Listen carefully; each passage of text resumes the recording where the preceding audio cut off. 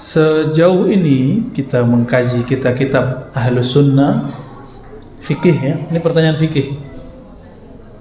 Persoalan tarawih belum pernah muncul kecenderungan sholat 8 rakaat sampai datang pengarang kitab Subulus Salam. Lalu Al-Mubarakfuri belakangan. Pengarang kitab Subulus Salam bukanlah Ahlus Sunnah murni. Dia bercampur dengan Syiah Zaidiyah. Diajarkan di pesantren-pesantren. Katanya antum anti Syiah, ya kitabnya diajarin. Berarti gak paham Syiah. Dulu saya dibentak guru saya, Pak, untuk beresin dulu baca kitab Ahlus Sunnahnya, baru pindah ke kitab Syiah. Habis baca, beli kitab Syaukani, Son'ani, ditegur sama Maulana Syekh Hasan itu. Apa kata beliau? Ente apa-apaan? Hal ikhtatamta bi Sahih Bukhari wa Syuruhil Bukhari? Kamu udah baca belum Sahih Bukhari? Syarahnya Sahih Bukhari, Sahih Muslim, syarah Sahih Muslim. Gak usah jauh-jauh, syarahnya Nawawi deh, syarahnya Ibnu Hajar, kan sekarang udah diterjemah. Dan ajibnya yang nerjemah bukan Aswaja, yang nerjemah teman-teman Salafi. Itu kan berkah buat kita.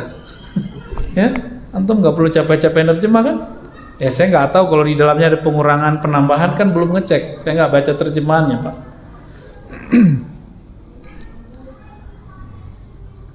Nggak ketemu. Coba antum kalau ketemu hadis, pasti hadis palsu bahwa Nabi sholat 8 rakaat di bulan Ramadan, ya nggak ketemu. Itu kalau secara fikih kan begitu gayanya, kasar, Pak.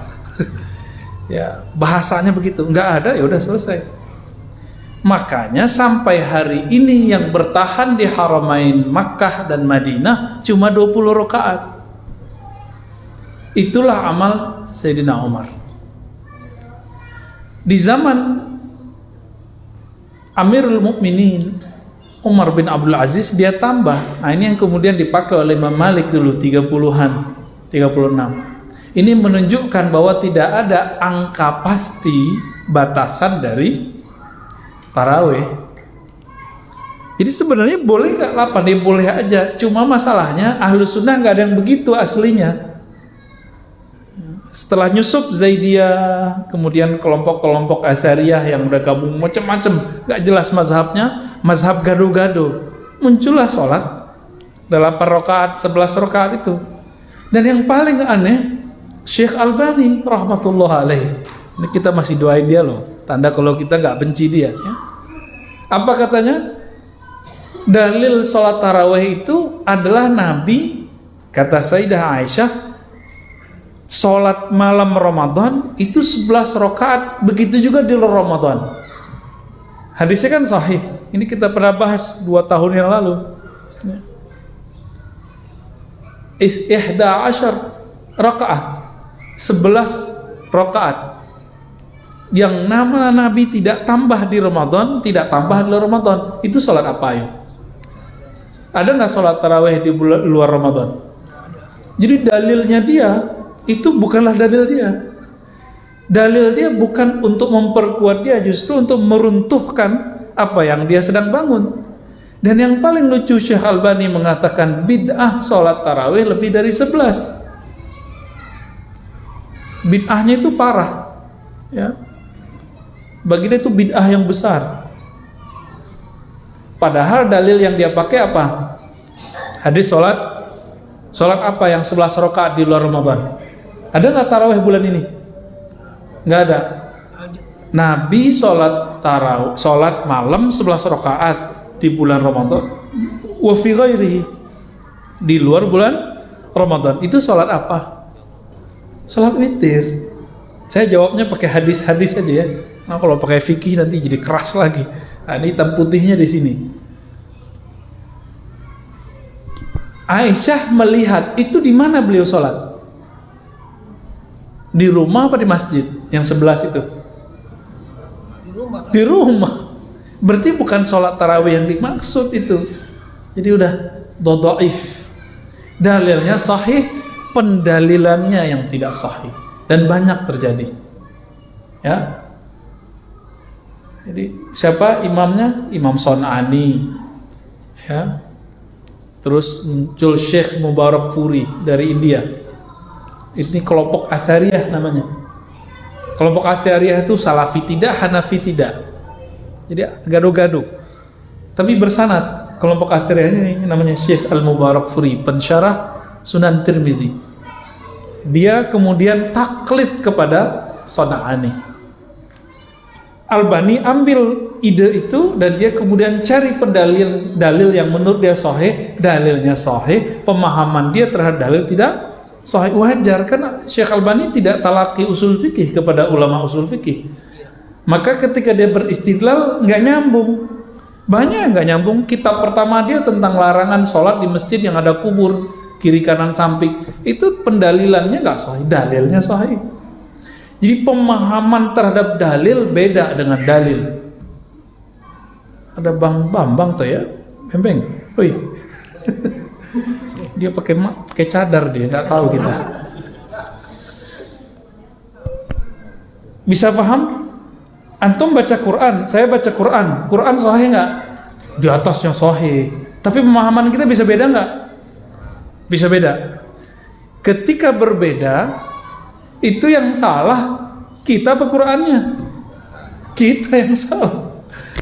Jadi mereka ngotot tuh di mana-mana, ini dalilnya. Ya kita ketawa aja. Dan dulu guru kami Syekhuna Ali Mustafa Yaqub mengkritisi Majelis Tarjih Muhammadiyah. Waktu itu saya minta izin mau gabung ke Muhammadiyah, nggak jadi. Ya, tapi tetap sempat ikut aktivitas tarjih. Ya, karena ridho Allah kan salah satunya di ridho guru. Karena beliau sepertinya tidak ridho. Beliau nggak bilang nggak ridho, cuma bilang kalau kamu masuk kelompok apa aja, aliran apa aja, siapa aja, jangan cari panggung, jangan cari jabatan. Waduh, kayaknya kalam beliau ini nggak ridho. Ya sudah, saya stop. Nggak masuk apa aja, nggak masuk NU, nggak masuk Muhammadiyah Pak sekarang.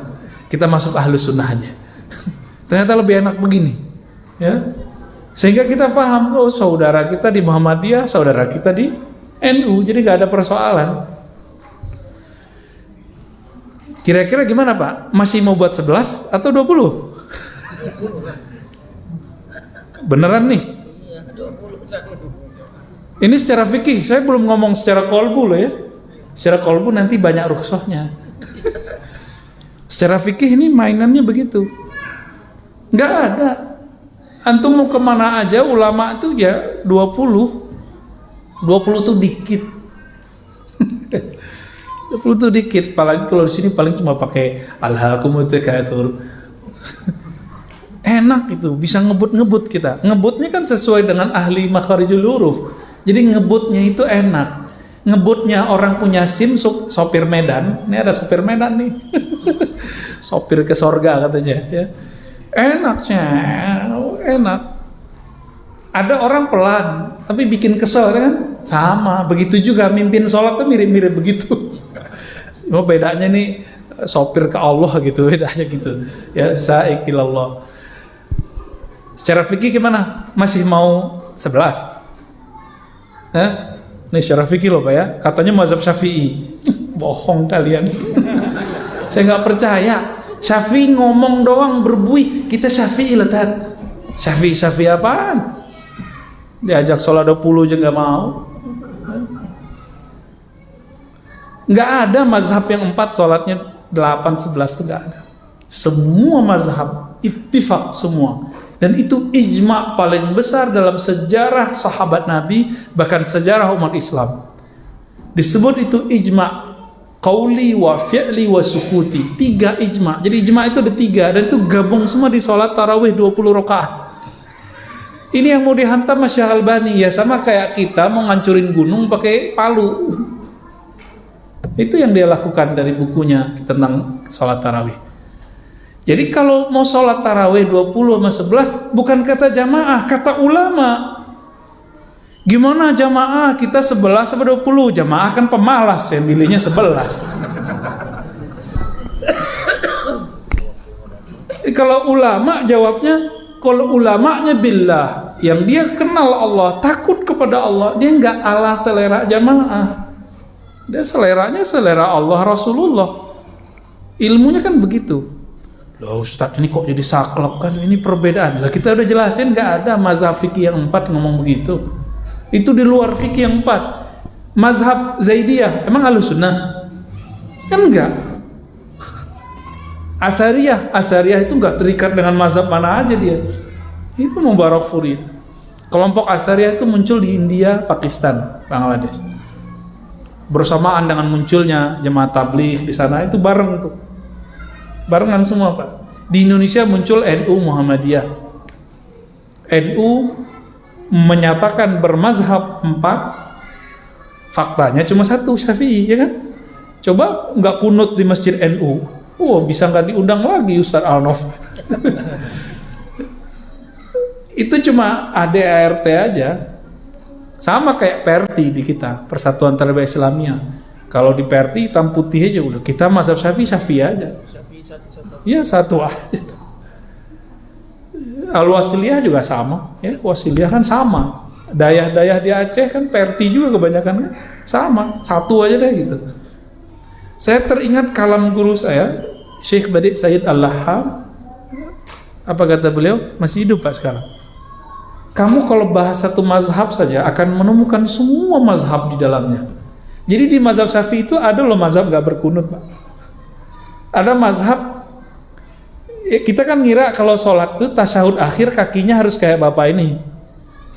Iya nggak mesti begini. Ini cuma salah satu yang sempurna. Boleh begitu tuh, duduk iftiros tuh boleh. Boleh kunut, nggak kunut juga sebenarnya. Karena kunut itu artinya doa. Diri aja lama-lama pas ruku, pas i'tidal itu udah kunut namanya. Ada Pak, kalam begitu. Di mazhab Syafi'i ada yang menyentuh perempuan nggak batal, Imam Romli. Tapi kan nggak dianggap sebagai perwakilan mazhab Syafi'i. Tapi nggak ada di mazhab Syafi'i, mazhab Hanafi, mazhab Maliki, mazhab mana-mana. Bahkan mazhab Hanbali itu nggak nyebutkan sholat 11 rakaat tarawih, nggak ada. Itu secara fikih. Mau secara kolbu Pak. Jadi ada seorang imam ditanya sama muridnya, lebih afdol sholat apa baca Quran atau zikir Tuan Syekh? Jawaban beliau apa? Yang afdol itu amal apa saja yang kolbumu, hatimu terkoneksi dengan Allah. Maka itu yang afdal. Ini secara hakikat loh Pak ya. Nah ini mulai senyum kita. Ya. Sholat 20 rakaat, kolbu nggak nyambung. Sholat 11 rakaat, saya nggak yakin juga antum nyambung. Mending 20 rakaat Pak. Ya. Tapi seandainya dengan 11 rakaat ada semangat yang muncul, secara ilmu hakikat itu boleh. Tapi secara fikih nggak ada yang mengcover. Tapi boleh nggak saya sholat 11? Boleh aja. Yang aneh kan dulu 4-4-3 itu kan aneh. Itu gaya sholat baru itu. Gaya sholat baru Pak. Nabi mengatakan sholatul lail masna, sholat malam ya 2-2. Nabi kalau witir itu lebih banyak 2+1. Kita kan pengen ngebut yang cepat aja Ustadznya mau menyenangkan hati jamaah, bukan mau membuat Allah ridho. Akhirnya begitu-gitu aja tiap hari. Dan mohon maaf para pengurus di mana saja, terutama yang ada di sini, ya. Kalau mau memutuskan sesuatu, musyawarahnya bukan sama jamaah. Nanya hukumnya sama siapa? Sama ulama. Nanti ke jamaah namanya sosialisasi. Jamaah mengikut ulama, jangan ulama ikut ustadz. Gimana jamaah kita 11 per 20? Kata orang Betawi, pret. Nggak ada begitu. Ya, kalau antum tetap berpegang teguh dengan model begitu, ya tanggung jawab aja nanti di hadapan Allah. Jadi berdalil dengan selera, ya kan? Terus jangan sampai kita masuk ke ayat itu, afara'aita man ittakhadha ilahahu hawa. Ya. Apakah engkau lihat orang yang menjadikan ilahnya, Tuhannya adalah hawanya? Jangan sampai. Sholat pakai nafsu. Nafsu kita lagi pengennya 11 aja deh gitu. Sama yang bikin 20 juga jangan nafsu. Kita nih Syafi'i harus 20. Mau yang 11 apa sikut, nah itu nafsu juga. Enggak usah begitu. Udah kalau udah begini jamaah mau bilang apa? Antum tanggung jawab. Yang bilang 11, kita 11 Ustadz belum lahir udah 11 gitu. Loh emang kapan dia lahir? Kapan kita lahir? Jadi dulu saya dibentak sama seseorang begitu. Kamu belum lahir, saya belum lahir udah 11. Ya saya tanya, Bapak lahir di mana? Ya. Di mana Bapak lahir? Di kolong jembatan kali. Ya. Jadi yang dia lihat itu dijadikan dalil. Mana ada begitu dalam berdalil? Dalam hukum Islam dalil itu Quran, Sunnah, Ijma, Qiyas, Uruf, Maslahah, Qaulus Sahabi, ya, Istihsan, itu yang dalil. Gak ada dalil itu kamu belum lahir udah begitu, gak ada. Ya, itu dalil dengkul namanya ya. Ngotot-ngototan. Gitu Pak. Gimana? Mantap gak nih 20? Antum bayangin kan lutut, justru tubuh ini girang Pak, di bawah sujud itu dia girang, nafsu aja yang nggak girang. Nafsu, makanya kalau mau sholatnya bener, jangan makan nasi banyak-banyak waktu berbuka. Dikit Pak, makan dikit, nanti makan banyaknya setelah pulang. Mau nggak? Mau bener? Ya, baru kuat tuh. Kami dulu latihan Pak, 40 hari makan cuma kurma aja, kadang-kadang pisang. Dan itu badan terasa, Masya Allah, nikmat sekali. Dan saya merasa 20 itu dikit. Dikit loh Pak ya. Mulai malam ini coba latihan sholat witir 11 rakaat tiap malam. Sebelum tidur atau sebelum subuh. Latihan aja. Kalau antum tiap malam sholat witir, kan sepertiga malam terakhir itu mulai jam 1:30 lebih kurang. Tiap malam kita sholat witir pasti dapat Lailatul Qadar nanti. Pasti dapat. Karena dia bukan hamba Lailatul Qadar, tapi hamba Allah Al-Qadir. Dia sholat aja, mau nggak Lailatul Qadar dia sholat, mau Lailatul Qadar dia sholat. Gitu Pak ya. Wah kayaknya rame ntar jamaah nih. Bisa dibully nih ntar nih. Ayo, apa lagi? Kita boleh tanya saya Ustaz? Iya, silakan. Ada kalam Ar-Ridwa'u Sayyidul Ahkam. Ar-Ridwa'u Sayyidul Ahkam. Apakah ini hadis Nabi, ataukah sahabat, tabi'in, ataukah kaul ulama? Ya, ada kalam ridho adalah Sayyidul Ahkam, adalah penghulunya hukum. Itu hikmah, hikam kali ya. Itu bukan hadis, itu kalam ulama. Ya, beres. Nggak ketemu Pak di Sahih Bukhari, Muslim itu nggak ketemu. Ya, silakan. Assalamualaikum warahmatullahi wabarakatuh.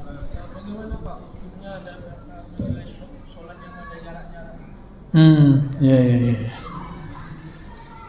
Sholat itu wajib. Jadi sebenarnya tumakninah itu artinya bukan gerakan yang tenang. Tumakninah itu ketenangan di hati.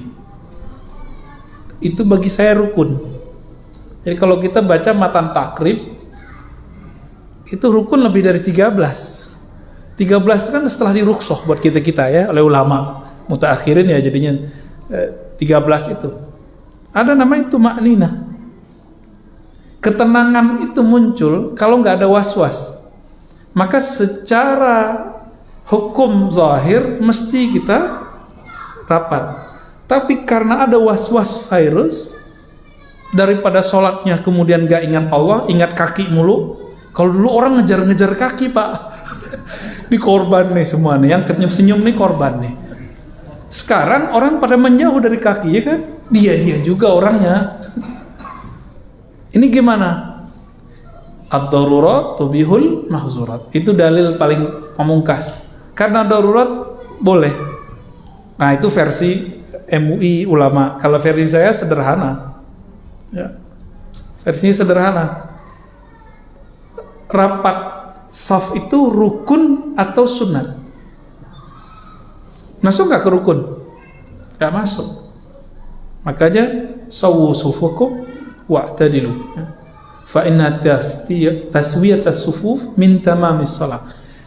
Rapatkan saf, luruskan, karena itu bagian dari kesempurnaan, berarti bukan dari kewajiban. Disitulah ulama kita kemudian membolehkan merapatkan jika di musim-musim zona merah.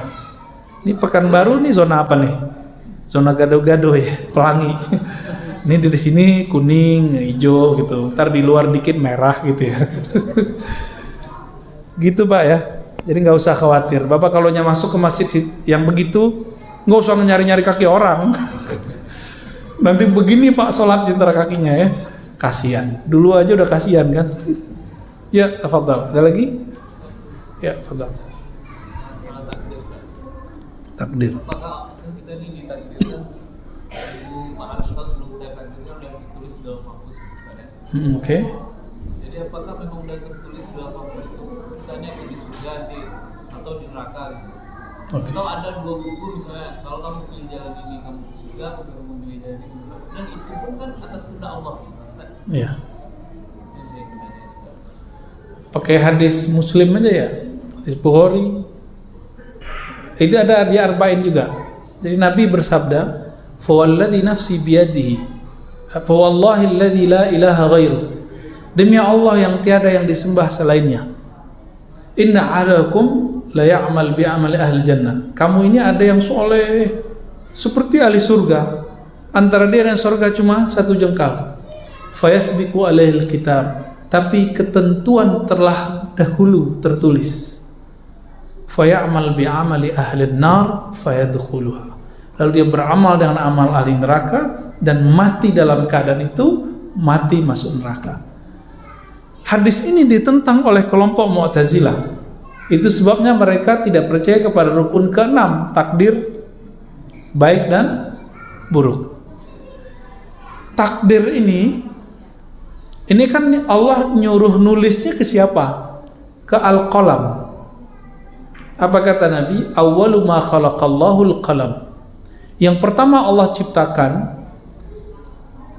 di bawah aras maksudnya, itu adalah Al-Qalam. Kolam, bukan kolam bahasa Minang, Pak. Kolam bahasa Minang apa? Iya. Bukan, kolam bahasa Minang gelap. Kolam ada lagi tak? Ya. Bukan itu. Al-Qalam ini nanya. Jadi di riwayat itu disebutkan uktubi, nulislah wahai qalam. Lalu dia nanya, saya nulis apa ya Allah? Masih nanya aja deh. Ya. Maka Allah kata, uktub bismillahirrahmanirrahim. Uktub bismillah. Dia bertanya begitu, menurut ulama-ulama ahli qalbu, ahli hakikat, itu pertanyaannya membuat dia punya 2 cabang di kepalanya. 1 cabang baik, 1 cabang buruk. Kalau alam itu penjelasan ilmu hakikatnya, tapi saya nggak ketemu riwayatnya. Maka ketika takdir ditulis, itu sudah ada 2 pasang.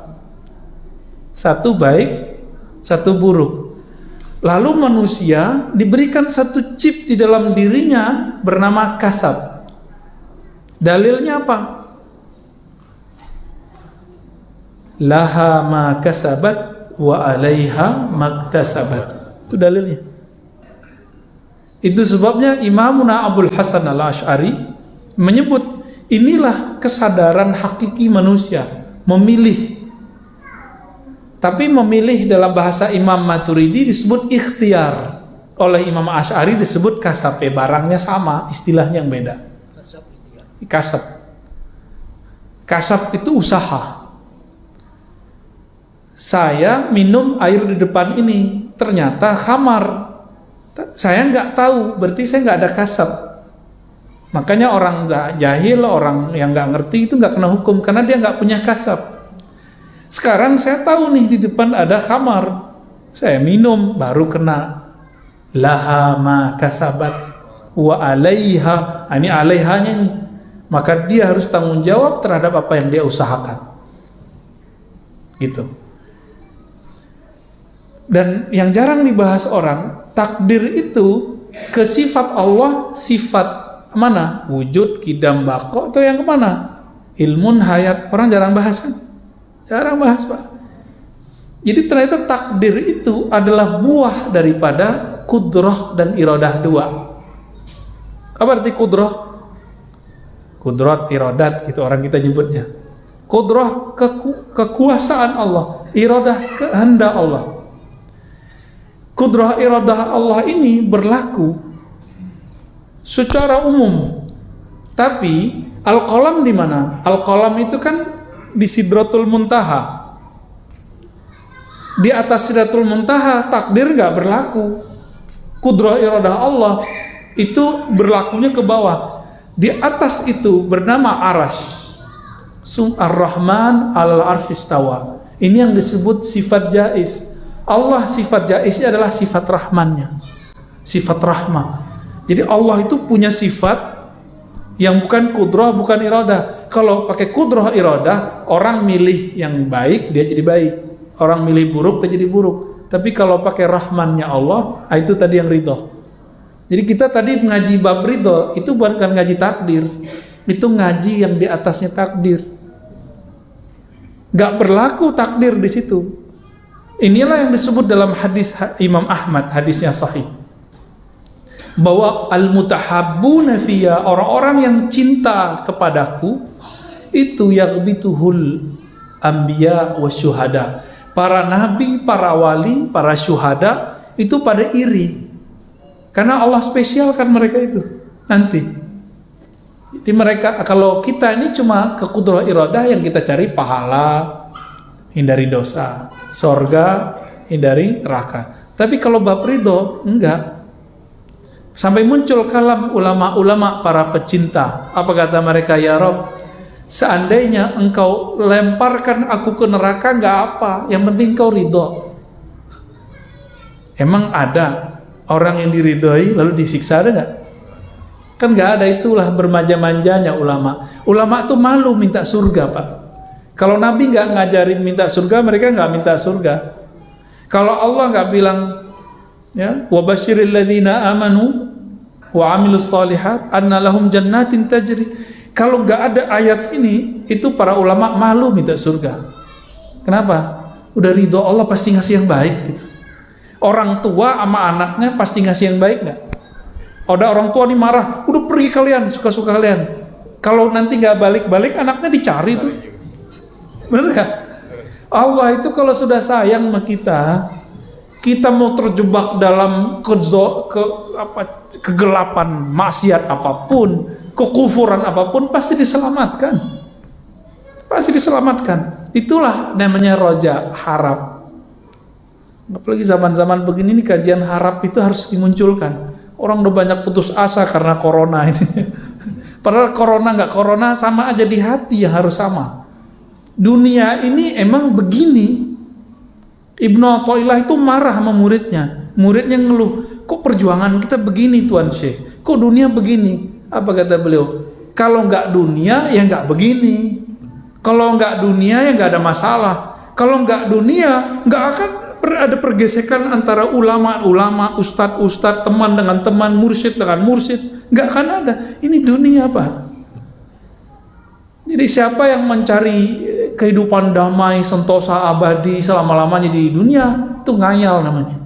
Namanya umniyah. Ya, tulul amal, lama-lama jadi tolol amal. Auzubillah min dzalik. Gitu ya.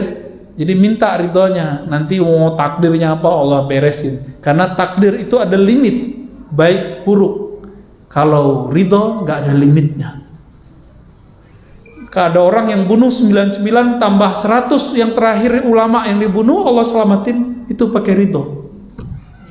Pakai ridho, Pak. Ini yang disebut hak jaiznya Allah. Belajar sifat 20, orang fokus di sifat yang 20. Lupa dengan sifat 21. Jaiz. Oh, jaiz itu nanti bisa hujan bisa enggak. Itu malah kudroh iradah, itu salah. Contohnya itu keliru. Tapi di kitab-kitab ketulisnya begitu, ya wajar. Karena kemampuan ulama ini kan juga beda masing-masing mereka. Ya, ini yang jaiz. Jadi jaiz itu adalah rahmaniyatuhul lati la haddalaha. Kasih sayang Allah yang tiada batas. Nah, ini yang mau kita harap, yang ini, Pak. Tapi kalau bermakrifat kepada Allah ya mulainya dari sifat 20. Biar rasa takut muncul. Biar harap muncul, belajarlah sifat jaiz. Ya. Jadi kenapa orang sudah belajar sifat 20 masih kaku? Ya karena nggak paham sifat jaiz yang 21. Coba aja tuh melihat. Datang ke beberapa pesantren itu ada kiai ngajar sifat 20-nya kaku. Ganas-ganas gitu. Pernah ketemu ya? Atau nggak pernah belajar jadi nggak ketemu? Kayaknya yang kedua sih ya. Ya lanjut. Apa lagi? Khalas? Oh taib. Terakhir deh. Nggak, udah.